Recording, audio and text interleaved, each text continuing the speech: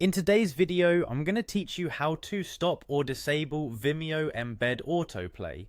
If you've ever embedded a Vimeo video on your website, you might have encountered the autoplay feature, which can sometimes be a bit intrusive, especially if it's not what you intended. Let's explore how you can have more control over how videos play when embedded on your site.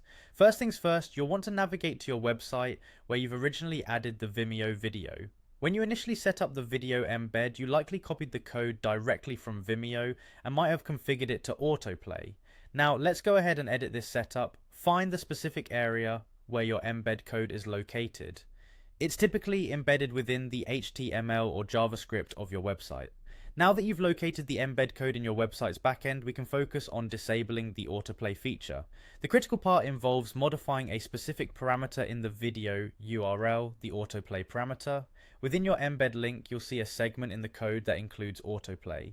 To make the video stop playing automatically, you need to adjust this. Setting this parameter to autoplay at 0 will ensure the video doesn't start playing unaided. Adjust this in the line of code you found earlier, and if you feel up to it, test it out to ensure the change takes effect. An alternative method, if you prefer a cleaner code, is to simply remove the autoplay parameter altogether.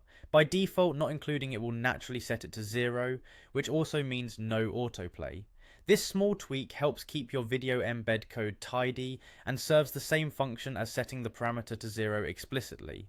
It's also important to note a common troubleshooting tip. Even if you have autoplay 1 in your URL, Vimeo may still not autoplay the video depending on the browser's settings. Often, browsers will only allow autoplay if the video is muted. This is a wider web policy that aims to create a less disruptive browsing experience for users.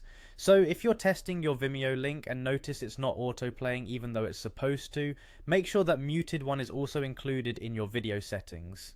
And there you have it.